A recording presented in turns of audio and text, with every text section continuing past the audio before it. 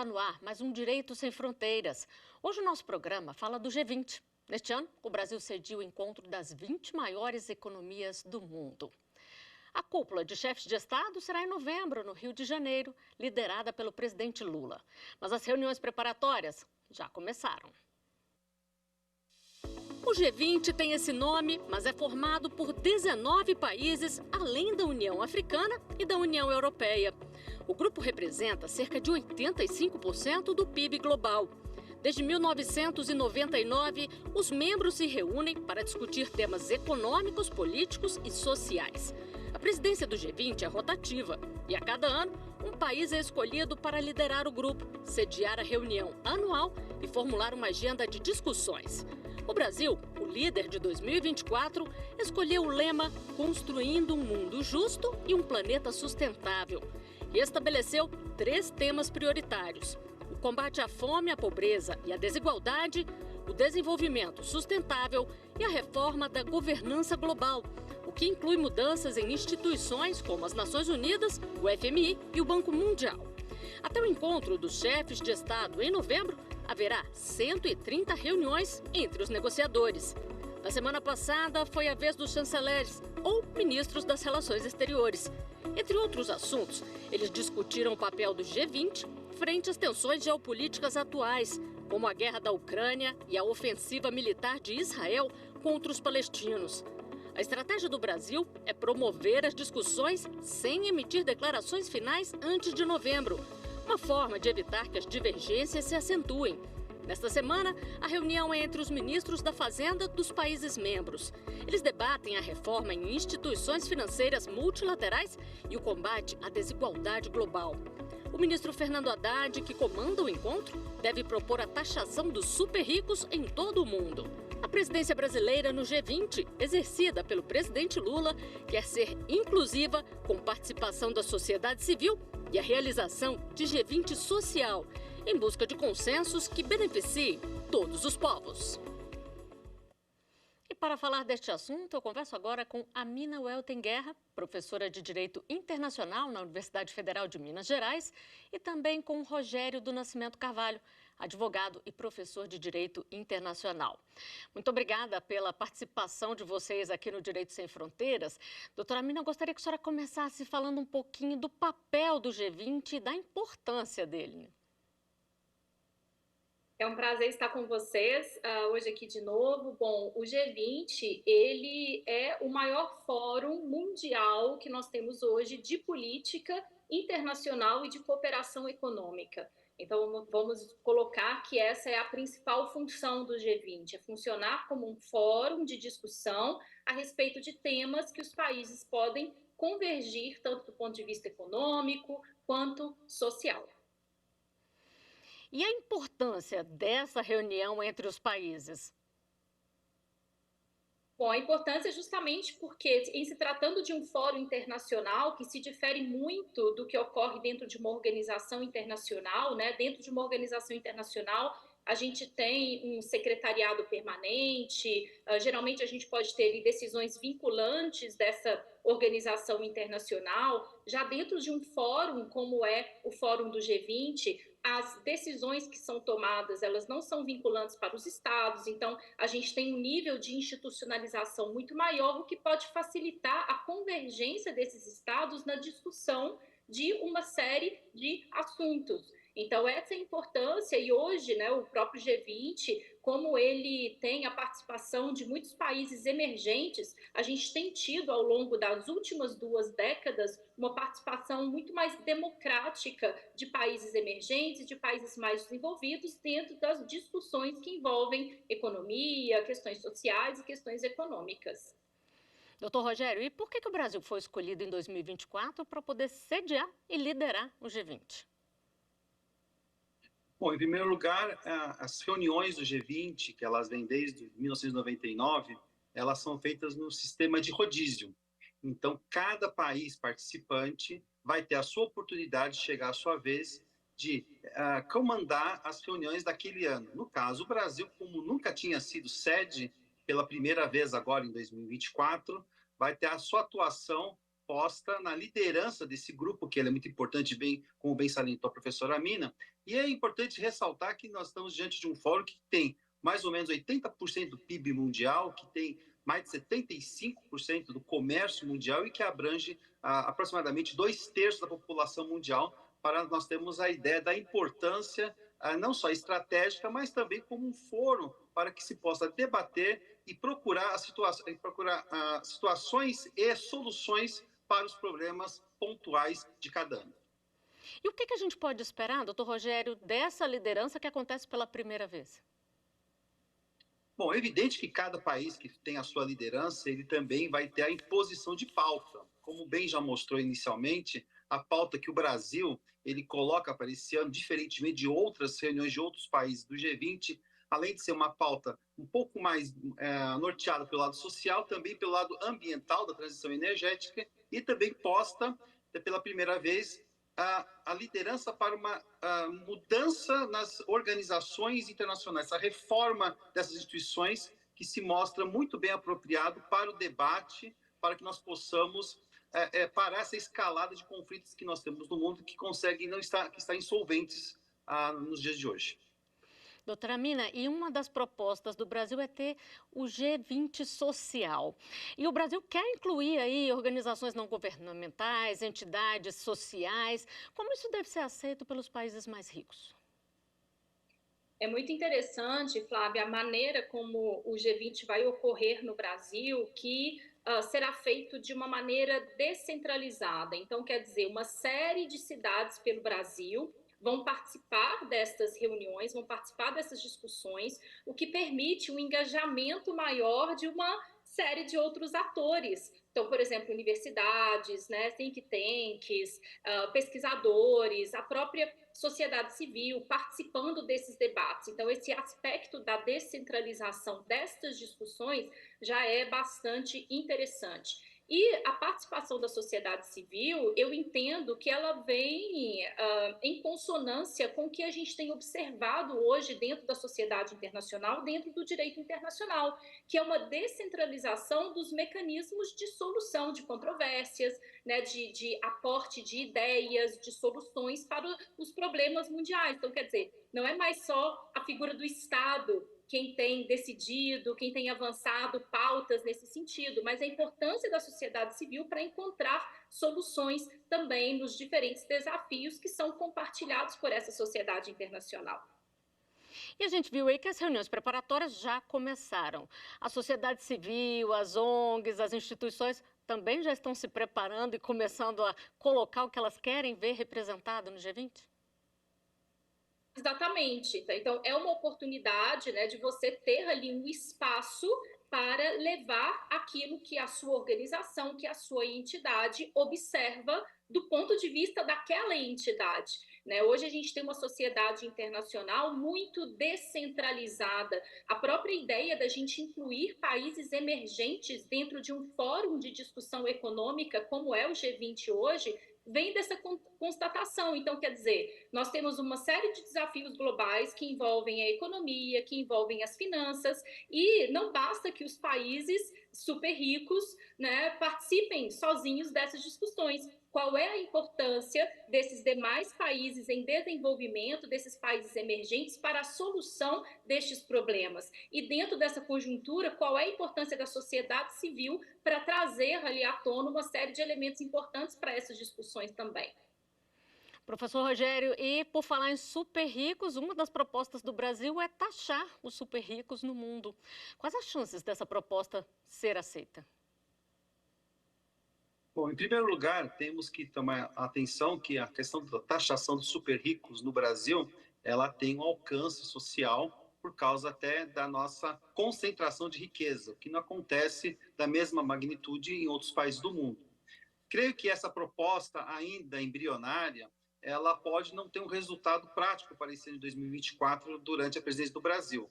Mas, com certeza, isso vai alavancar que novas discussões para os próximos anos ela seja amadurecida e seja criadas condições para que isso possa, um dia, talvez vir a ocorrer.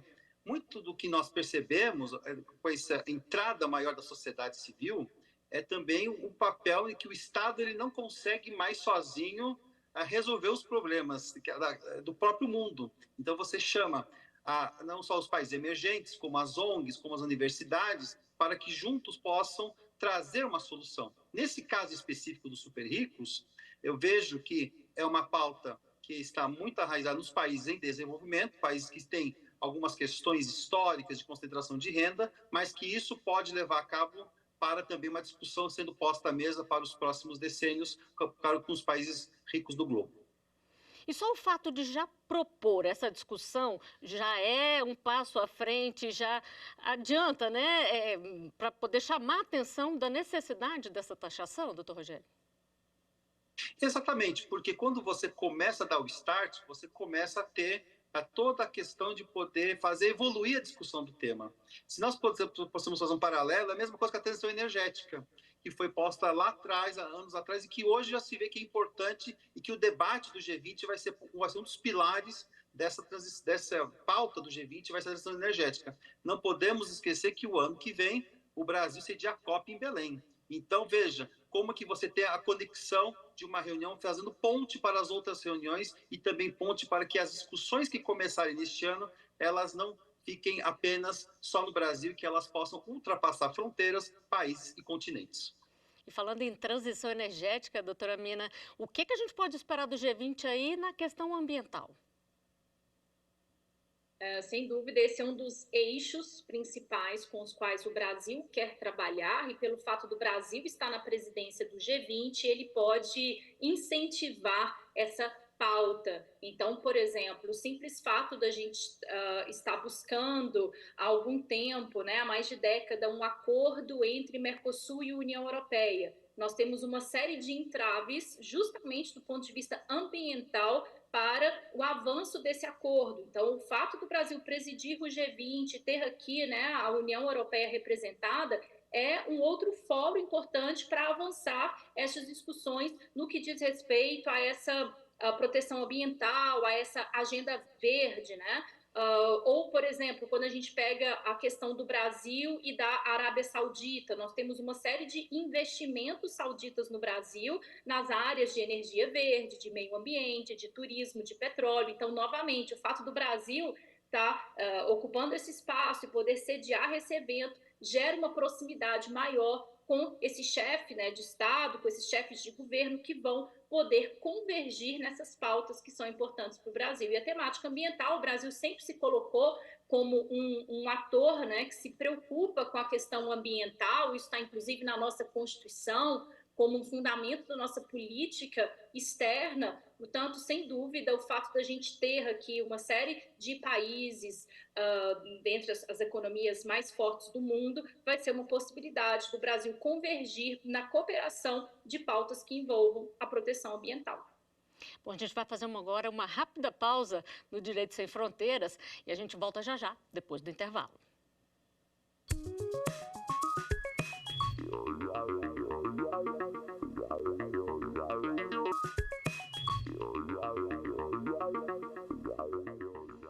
Direito Sem Fronteiras está de volta. Hoje falamos do G20. Neste ano, o Brasil cedia a reunião dos 20 maiores economias do mundo. Os nossos entrevistados são Amina Welten Guerra, professora de Direito Internacional da Universidade Federal de Minas Gerais, e também Rogério do Nascimento Carvalho, advogado e professor de Direito Internacional. Doutor Rogério, a gente falou muito aqui no primeiro bloco dessa questão da preocupação do Brasil em colocar pautas sociais, de cunho social, para a reunião, para o Fórum Mundial que acontece em novembro. Qual é a diferença aí na atuação de países como Estados Unidos, China, Rússia, dos europeus e de países em desenvolvimento como o Brasil? Bom, a pauta dos países desenvolvidos e dos países em desenvolvimento, ela é diferente. Enquanto os países desenvolvidos eles vão ficar mais preocupados com as questões das finanças, da economia, de como assegurar os contratos, os tratados, para os países em desenvolvimento, aqueles que estão surgindo, aqueles que estão num crescimento e numa evidência maior no mundo, você tem outras pautas, inclusive aquelas pautas de demanda social. Por quê? Como você tem uma diferença dentro das sociedades, por exemplo, como a sociedade brasileira, a sociedade indiana, a sociedade argentina, dentre outros países partícipes do G20, você tem uma preocupação em como você trazer e prosperar desenvolvimento e crescimento econômico. Não só garantir o crescimento, mas como trazer e fazer com que ele chegue até as fímbrias desses países. Então é muito sensível esse tema. Por isso que quando o Brasil, agora em 2024, ele coloca essa pauta mais social nesse tema, é porque ele precisa trazer, primeiro, a sua expertise natural, né? Que é a questão, por exemplo, de combate à fome, da transição energética. A reforma do multilateralismo é para fazer com que os países que estão ou no sul global, os países em desenvolvimento, eles consigam ter maior poder de voz dentro da comunidade internacional. E é dessa forma que você vai arquitetar uma nova governança global, que é o maior objetivo do Brasil, dentre os outros, nesta reunião, nesta presidência em 2024. E o Brasil, professora Mina, ele deve buscar aí parcerias, alianças com os chamados países do sul global? Com certeza, e o Brasil ele já fez isso nesse fórum agora de 2024, porque o país que é o anfitrião, ele tem a possibilidade de convidar aqueles países não membros do G20 para participarem dessa cúpula, né, desse fórum de discussão. E o Brasil convidou 3 países africanos, convida Angola, convida o Egito, convida a Nigéria. Então, isso já demonstra esse intuito do Brasil, e isso sempre foi, de certa forma, constantemente foi um marco da política externa brasileira, né? Essa cooperação Sul-Sul. Então, sem dúvida, isso vai ser levado adiante. É interessante a gente observar que essa cúpula, ela não é apenas um evento, né? Ela é uma oportunidade de você redefinir as relações internacionais. Então, a partir das discussões, né, dos alinhamentos que são estabelecidos, a gente pode ter uma proposição de uma nova governança mundial. E eu acredito que essa seja a grande virada de chave desse evento e o grande protagonismo que o Brasil pode assumir. Uma nova proposta de uma nova forma de relação internacional com uma série de estados e propostas também de reforma dessa governança internacional. Professor Rogério, o senhor falou aqui da diferença, né, de atuação de países em desenvolvimento, países desenvolvidos. E no primeiro bloco o senhor falou sobre essa questão da alternância dos países líderes na presidência do G20. Existe essa preocupação também em alternar países que estão em desenvolvimento, países já desenvolvidos, para poder ter uma pauta diferente a cada ano, valorizando o que aquele país precisa? Se você observar a lista dos países que já sediaram as reuniões do G20, ela necessariamente não tem essa questão de continentes ou se é um país desenvolvido ou subdesenvolvido. O que interessa é, nesse primeiro momento, em que todos os países que façam parte do G20, que eles possam sediar pelo menos por um ano. É por isso que nós tivemos reuniões, por exemplo, na Argentina, na Índia, na Arábia Saudita, para trazer também uma maior capilaridade e também buscar não só alternativas e opiniões, mas também buscar ouvir essas populações do mundo. É muito importante quando você é o anfitrião, que você chama o mundo para o seu país, para que também seja uma oportunidade para amplificar o que o próprio país tem a apresentar ao mundo. E como você está num grupo tão importante de países que tem o tamanho dessas economias bem concentradas, é evidente que isso pode dar um start para que essas novas mudanças elas possam cimentar as relações internacionais para os próximos anos. É bem como disse a professora Mina, é uma chance, este ano que o Brasil tem, de redefinir o jogo global, o jogo das relações internacionais. Não é fácil porque os países que têm o maior poder, eles não vão querer perder o poder que têm, mas pelo menos poder compartilhar a possibilidade de uma decisão ela ser mais ampla e ser ouvido cada vez mais todas as populações do mundo, até mesmo para ter maior credibilidade ante a comunidade internacional, porque como nós já vimos, o Estado sozinho, ele hoje já não mais consegue resolver os problemas que surgem a cada dia nesse panorama. Agora, professor Rogério, falando um pouquinho sobre os temas polêmicos, né? As questões como guerra na Ucrânia, ofensiva militar de Israel contra os palestinos, estão sendo tratadas aí com cuidado para evitar que os ânimos se acirrem. Mas o que a gente pode esperar do G20 nessas questões? É evidente que isso não está na pauta a pauta frontal do G20, mas isso ocorre porque está no noticiário diário. É evidente que o Brasil não vai se posicionar neste primeiro momento, ele vai deixar essa posição para ser tomada na reunião de cúpula de chefe de Estado em novembro, até porque nós temos reuniões que elas são de temas muito específicos, como finanças, como economia, como transição energética, como combate à fome. Então, esses temas aparecem porque eles têm um grande chamativo mundial.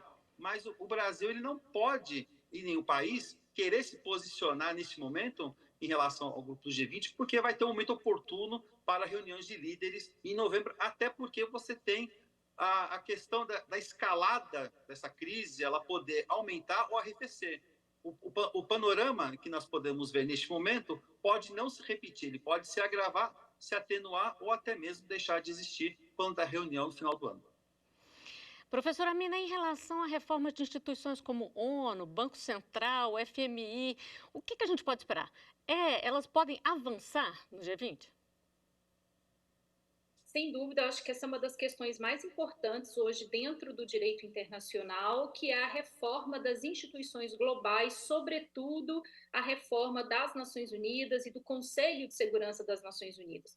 Concordo com o professor Rogério no momento em que ele fala que o G20 não é um fórum propriamente para você avançar discussões militares, né? Existem outros fóruns para esses tipos de discussões, mas sim é um fórum importante para a gente discutir questões que envolvem a governança global. E dentro da governança global, a gente tem as Nações Unidas como a principal organização internacional existente, e com as crises e os conflitos que nós temos visto nos últimos anos, as Nações Unidas, muitas vezes, elas se encontram, sobretudo o Conselho de Segurança, como órgão precípio, né, na manutenção da paz internacional. Esse Conselho de Segurança, essa ONU, ela se encontra ali travada para funcionar por causa do seu mecanismo, né, de formatação. E o Brasil, por exemplo, pleiteia desde os anos 90 uma vaga como membro permanente desse Conselho de Segurança das Nações Unidas. Então, eu imagino que esse seja um fórum também importante para o Brasil avançar esse tipo de pauta. Então, questões que envolvam uma maior democratização, né, dos meios de solução de conflito a nível internacional, me parece que sim, né, o Brasil ele vai poder avançar essas demandas também. Professora Mina, e por que esse encontro é importante para a trilha de Sherpas? Bom, a trilha de Sherpas, na verdade, ela é instituída a partir do momento em que esse fórum não discute apenas exclusivamente questões voltadas para finanças, porque no passado, né, até o início dos anos 2000, basicamente participavam dessas discussões apenas os órgãos envolvidos com as finanças, né, os bancos centrais desses Estados-membros. E aí, após 2008, 2009, nós temos a inclusão, né, dessa trilha de Sherpa. A palavra Sherpa, na verdade, é uma alusão àqueles guias que levam as pessoas para o alto do Everest. Então, trilha de Sherpa seria uma alusão a esses negociadores que abrem o caminho de certas discussões para estes chefes de Estado. Então, sem dúvida, a trilha de Sherpas, nós temos, né, a participação hoje de todos os chefes de Estado dos países membros, participam desse fórum. E essa trilha, nós vamos ter esses líderes, né, de cada país que vão encaminhar essas discussões até a cúpula final com os chefes de Estado e os chefes de governo. Nós temos uma série de grupos de trabalho, né, tem uma articulação bastante complexa.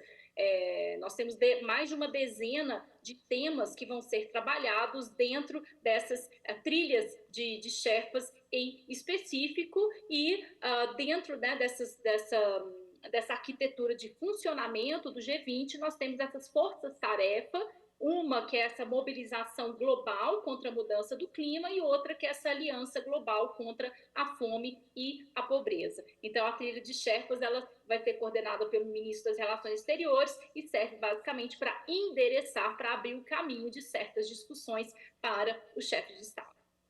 Professor Rogério, para a gente encerrar aqui, o que a gente pode esperar ao final da cúpula que acontece em novembro?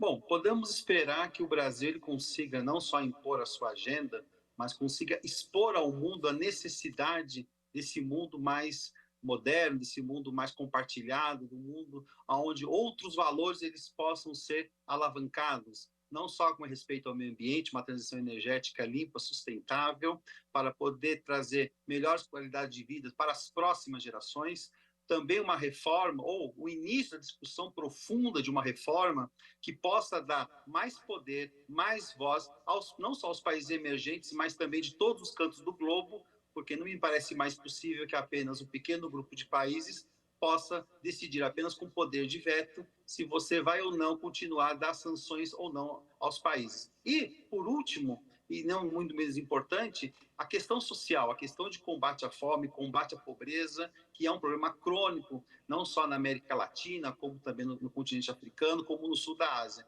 Enfim, propõe-se que este ano, com a presidência do Brasil, possa se dar um paradigma social e que esse paradigma possa ter um alcance que possa repercutir nas próximas reuniões do G20 e também nas outras reuniões de outros grupos, como o BRICS, ou até mesmo chegar em grupos como a ONU, como o FMI, para que possa dar um novo caminho de esperança e de luz para uma concepção de uma paz social e consonância aos conflitos que ocorrem no mundo atualmente. Esse é o recado.